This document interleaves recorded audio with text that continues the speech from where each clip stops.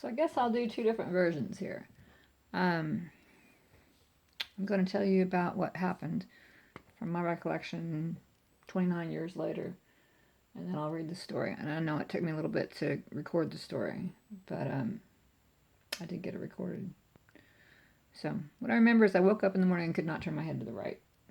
I mean, I tried to force it too. I mean, I seriously tried to force it. I could not turn my head to the right. And I have no problem now at all. And I mean, talk about froze up. And I couldn't stand in front of the bathroom mirror without having to have, I think it was my left foot like up a little bit, like on my toes, in order to be able to just kind of stand there comfortably. And I'm like, okay, this is really not right. And I knew that Grandpa did what he did. So I'm like, well, you know what? I'm going to go see Grandpa. So I called and he said, yeah, come on down here. And I could not, I seriously could not turn my head to right. I couldn't do it. And here I'm fixing to make a road trip and I can't turn my head. August is like 9 months old, I think it is. Let me think here. She's born August 15th, 1986, and this is May 8th, 1988. So what is that? It's 86, 87.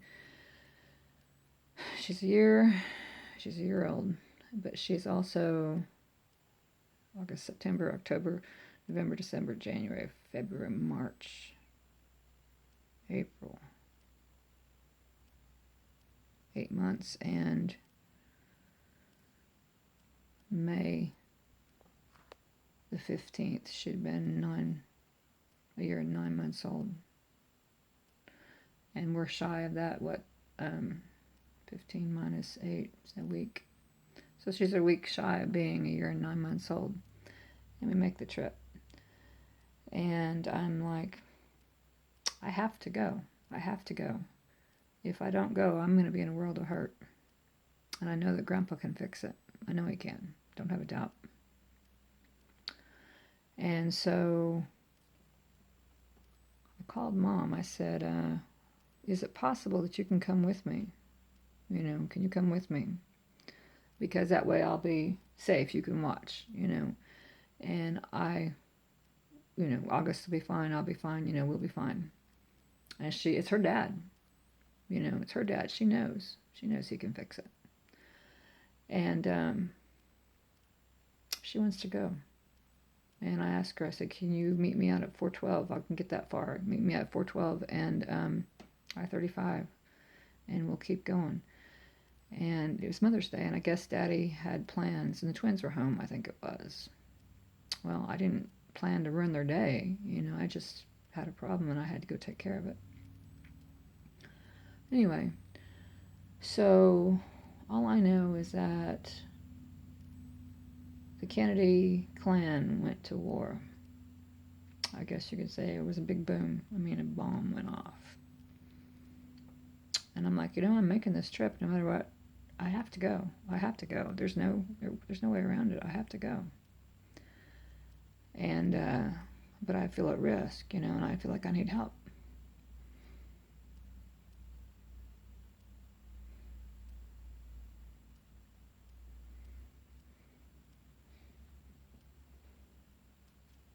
Anyway,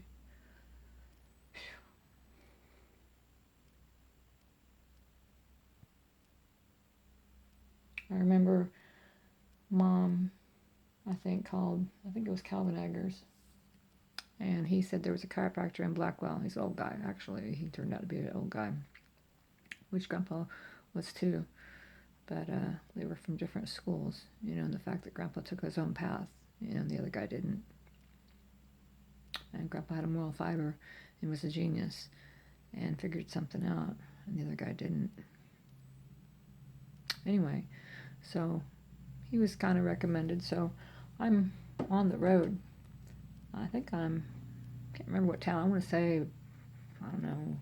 I can't tell you the town. I just know I ended up turning back around and went back 10 miles to Blackwell, I think it was. Because this guy had been, suggested. Mom insisted on it. She said, go to him. He's a chiropractor. Calvin says he's good. Just go to him.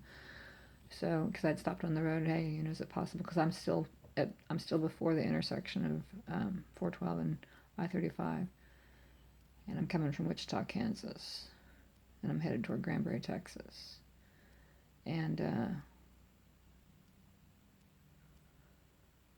I went back, and he met with me. Him and his wife, I think it was, came down to the office on a Sunday afternoon, Mother's Day. Came down there, and he put me on this machine that was supposed to relax me. It had rollers, went back and forth, back and forth. And I mean, tell you, I was crying by the time he came back. Tears were streaming down my face.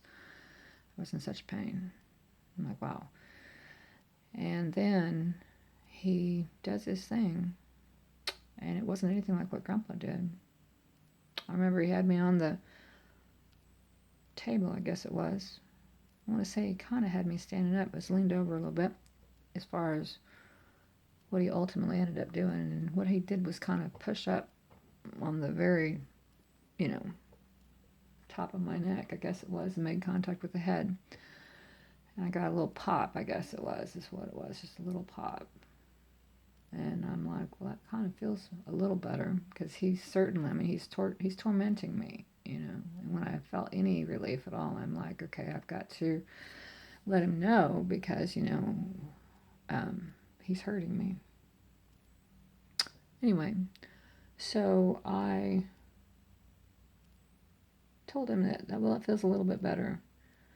And he immediately stops. He doesn't check on anything to see, what he'd done. Grandpa always examined before and after, and he knew what he's looking for. And he's just, done.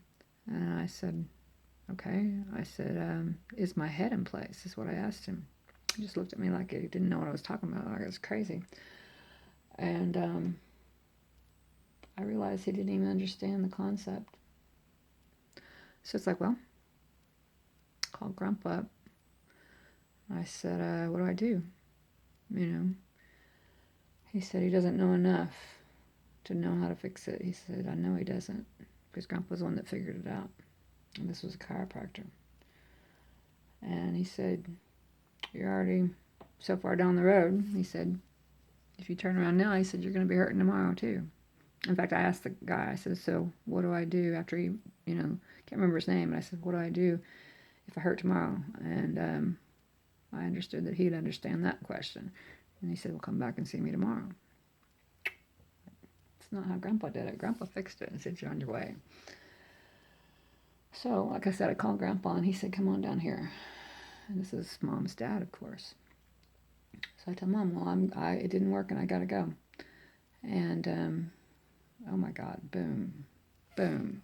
And the twins crying, and, all accusatory, and Daddy saying stuff like Tammy doesn't care about anything but her selfish self. And I found that out because he called Grandpa up, and that's what he told him. And Grandpa relayed the message on to me once I got down there, is what happened. I just knew Grandpa knew what he was doing, and I needed him. That's what I knew. So I get down there finally. Well, no, let's see here. It was Mom's idea. I stopped off in Ardmore. I knew Russell Mathers, actually, way back then. And he was good enough to put me up and rub my neck out. And then I was like, another 150 miles to go. I slept. And then I got up the next morning, and I finished the trip out. And we finished the trip out, me and August, and got down there. And Grandpa was waiting on me. And he immediately takes me downstairs, or I think he might have done it there in the front room. I don't even know. I can't tell you for sure. Probably fixes me right there in the front room. Well, no, I think he had to put my hip in place. He did have that table, so he may have used that. But anyway, so he fixes it. Immediately fixes it. And it's like, oh my God. And then now I'm on the road to recovery, basically. And so he's giving me exercises, and he's telling me what to do in order to keep this in place so that it'll heal. He said, I can't heal it. And he said, I can set it, which I told people that myself. He said, but you can hold it in place, and this is how you do it. And I made trips to see him about once a month for a long time, and I almost always needed him. But one time I did make the trip, and I didn't need him. One time I went down there, and he fixed everything, and I got back home, and went out and got the mail, and slipped in the yard and fell, and next week I was back because I'd hurt myself again. But Mother's Day 1988, he fixed it. August hadn't been hurt yet by that time. She was perfect, absolutely perfect.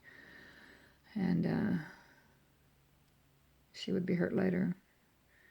And I think I told about that too. Talked about it. I'll have to think about it and talk about it another time. But she benefited. August lived her whole life, with the work available to her. She didn't have to wait. And she survived that car accident. Anybody else would have died right there.